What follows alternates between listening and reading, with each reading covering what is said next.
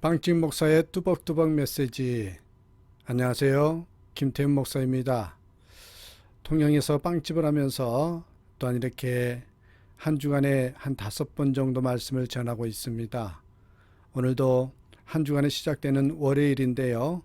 이날에 주시는 말씀의 제목은 주제가 자신이면 절망이요 하나님이면 소망이 된다.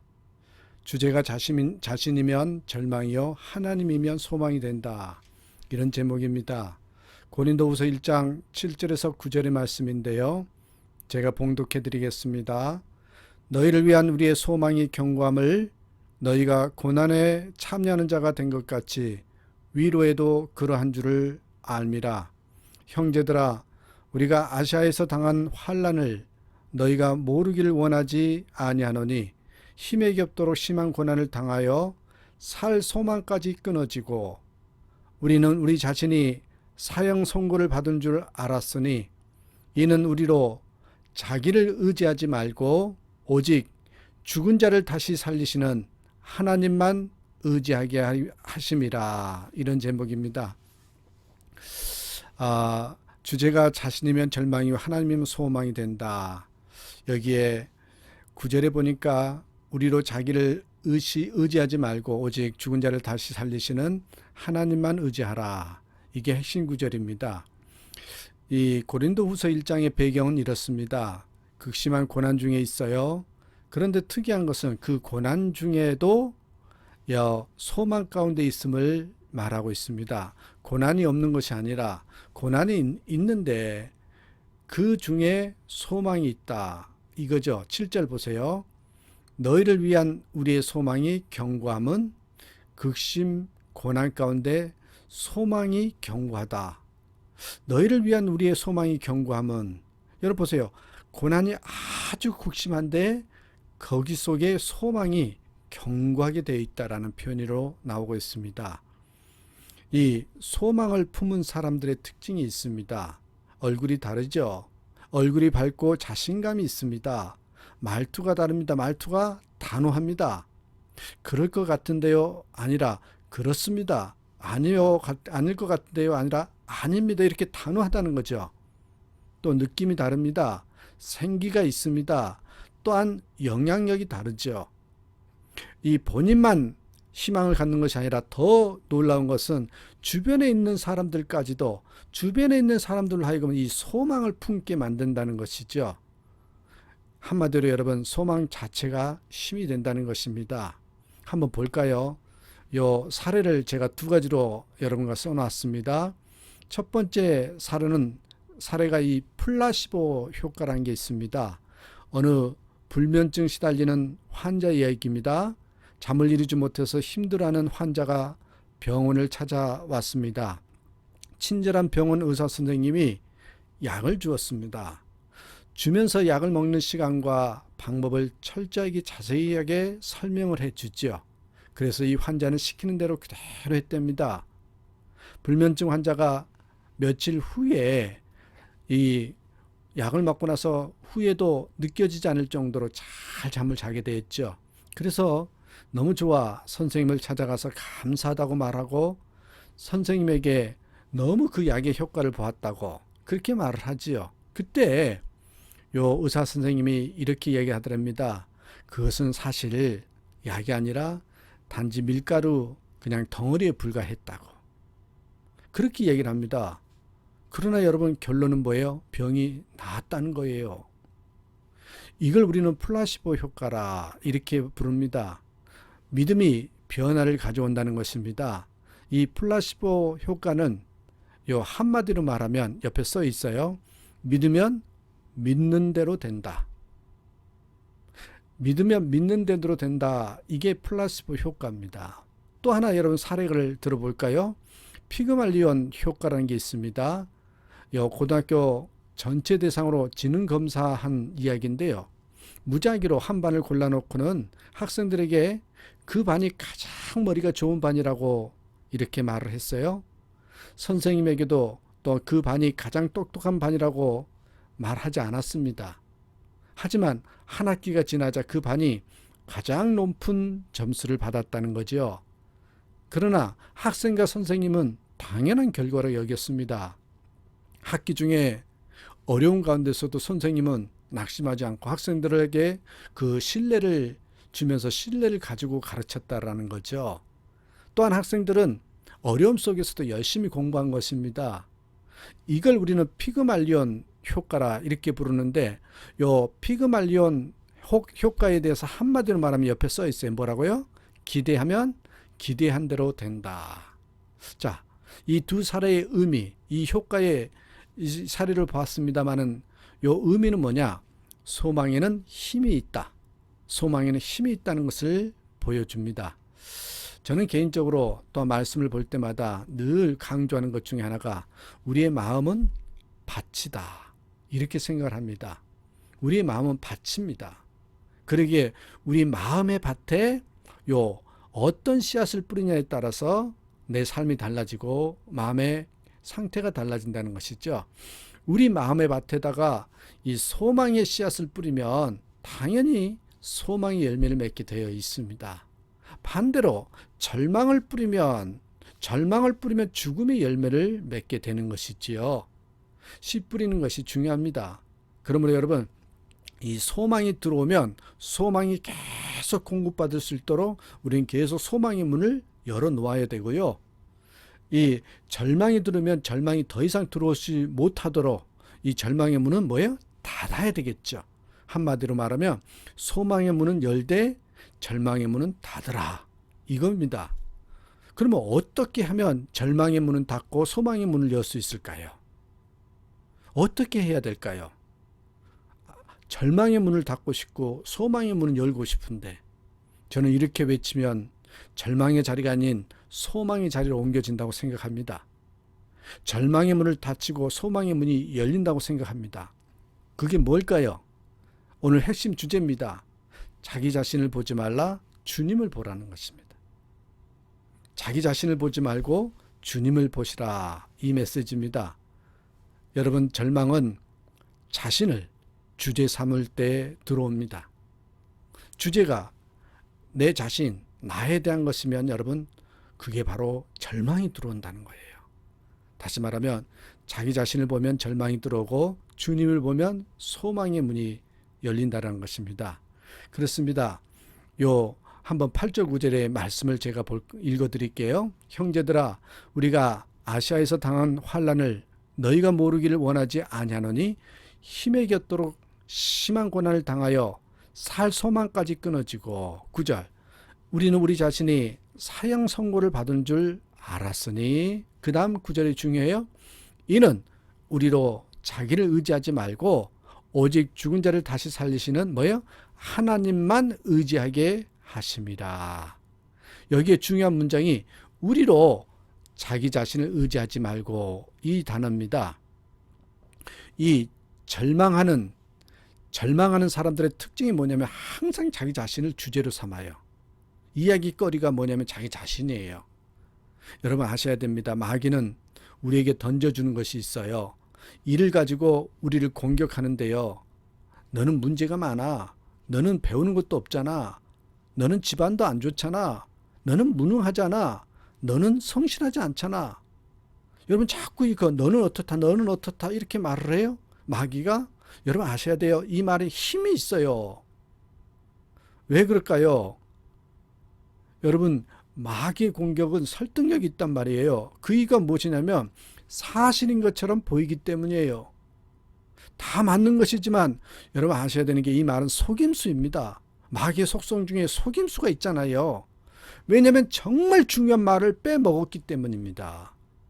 아무리 여러분 사실이라도 그게 팩트라고 하더라도 이 중요한 말, 전하고자 하는 말을 전하지 않으면 속임수예요. 전체를 말하지 않고 부분만 이야기하면 속임수예요. 다시 말해서 여러분, 우리가 하나님을 주제로 말하지 않았다라는 거예요. 다시 말하면 문장이 길게 있는데 반절만 이야기하고 만 것입니다. 그 다음 문장을 보십시오. 그 다음 문장은 오직 죽은 자를 다시 살리시는 뭐예요? 하나님만 의지하게 하심이라. 여러분 그렇습니다. 우리가 소망이란 단어가 왜 중요합니까? 이 소망은 하나님의 가능성이기 때문에 그렇습니다. 그래서 이렇게 써놨어요. 옆에 보시면 소망 이퀄 소망은 하나님의 가능성, 이런 의미를 가지고 있습니다. 내 자신을 보는 것이 아니라 내 안에 있는 하나님의 가능성을 보면서 새로운 시작을 갈망하는 것이죠. 마귀는요, 이것을 생략한 거예요. 그 다음 정말 한 구절이 있는데 반절만 이야기하고 뒷것은 정말 중요한 것을 이야기를 안 해버린 거죠. 그러니까 여러분, 마귀의 말은 거짓말이 되는 겁니다. 고린도후서 5장 17절 말씀 한번 보실래요? 옆에 써놨는데요. 그런즉 누구든지 그리스도 안에 있으면 새로운 피조물이라 이전 것은 지나갔으니 보라 새 것이 되었도다. 그리스도 안에 있으면 새로운 피조물이다. 이전 것은 지나갔으니 새 것이 되었도다. 이 말을 해 주어야 합니다. 이 말을 하지 않으면 거짓말입니다. 맞는 이야기지만 맞는 이야기만 한다고 맞는 게 아니에요. 꼭 해야 될 이야기를 빼먹으면 여러분, 그게 맞는 이야기가 아닙니다. 모든 생각을 자기 자신으로 채우면 여러분 아셔야 됩니다. 망합니다. 절망합니다. 나 자신을 바라봐야 남는 것이 없어요. 하나님의 관점으로 들어가면 영광을 누리게 되고 평안을 누리게 되고 잘 될 수밖에 없다는 것입니다. 이것을 잊으면 안 됩니다. 여러분, 빌립보서 4장 13절 말씀을 써놨는데 보세요. 내게 능력 주시는 자 안에서 내가 모든 것을 할 수 있느니라. 내게 능력 주시는 자 안에서입니다. 예수님입니다. 예수님. 반면에 내 안에서 하면 안 됩니다. 나만 바라보는 자는 아무것도 할 수 없게 되는 것입니다. 이게 성경에서 말하는 메시지입니다. 2020년 한국인 사망 통계를 보았습니다. 찾아봤더니 사망 원인 1위가 암이고 2위가 뇌출혈 같은 그런 뇌혈관 질환이더라고요. 그리고 3위가 심장혈관이고, 여러분 그러니까 보세요. 2위와 3위는 다 혈관에 관련되어 있잖아요. 그게 사망 원인인데 혈관이 중요하다, 이걸 이야기합니다.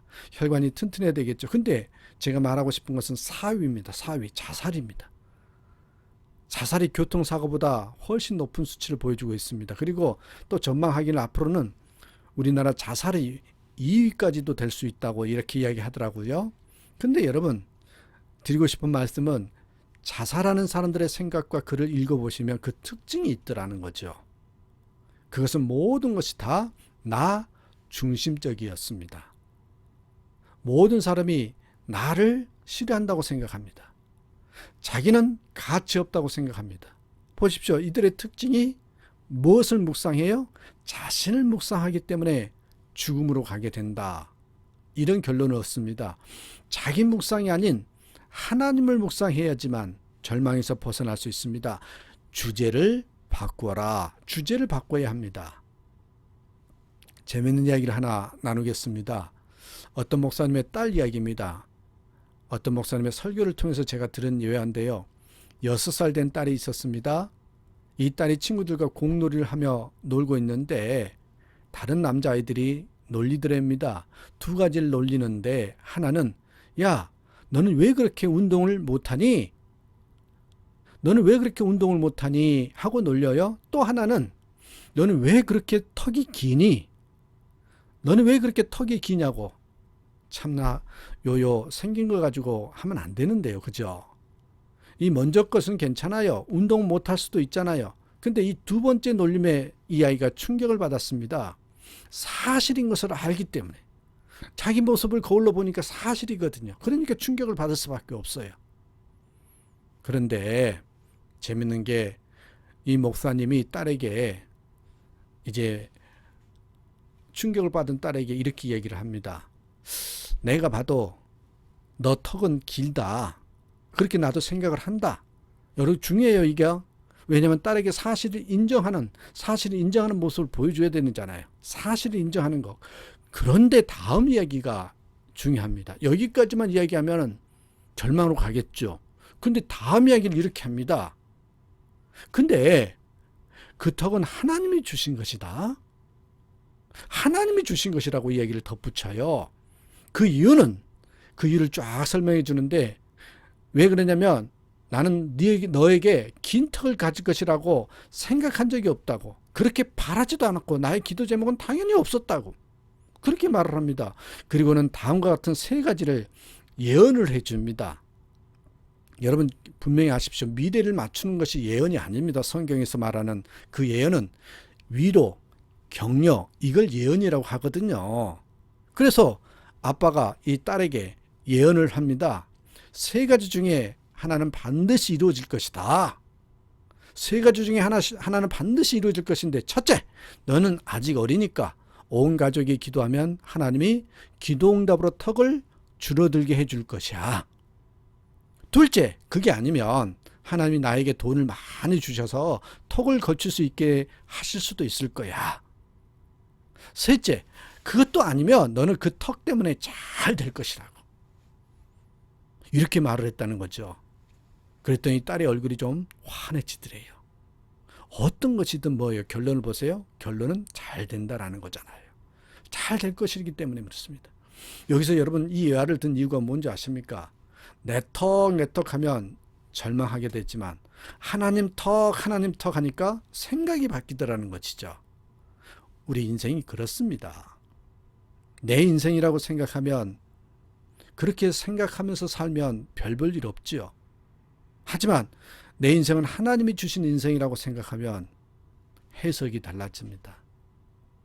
어린 딸은 나에게 집중하고 있었다는 것이고, 하지만 목사인 아빠는 하나님으로 주어를 바꾸었다는 것입니다. 그랬더니 소망이 생기게 된 그런 이야기를 예화로 보여주는 것입니다. 그렇습니다. 내 인생에 집중하는 것이 아니라 하나님이 주신 인생에 집중하면 인생의 해석이 달라지는 것을 우리는 잊으면 안 됩니다. 이 한 주간 동안 여러분 우리의 삶의 주제가 자꾸 내 처지, 내 상황이 아니라 하나님으로 바뀌었으면 좋겠습니다. 마지막으로 제가 시를 하나 지었던 것처럼 시 하나를 직접 지었던 것이 있는데 좀 웃기지만 하나 소개해 드리겠습니다. 제목은 길바닥입니다. 길바닥. 길바닥, 길인가 바닥인가. 주저앉으면 바닥, 일어서면 길. 길바닥, 길인가 바닥인가. 그건 나에게 달려있다. 저는 이렇게 말하고 싶습니다. 길바닥에서 나의 상황과 나의 처지를 바라보면 그게 바닥이지만 하나님을 바라보면 길이 된다. 그런 생각을 합니다. 이 한 주간도 내가 아니라 하나님이 주어가 되어서 평안의 한 주간이 되기를 기도합니다. 오늘 하루도 주님 안에서 기뻐하고 주님 때문에 행복하다고 고백하는 저와 여러분 되시기를 축복합니다. 사랑합니다. 감사합니다.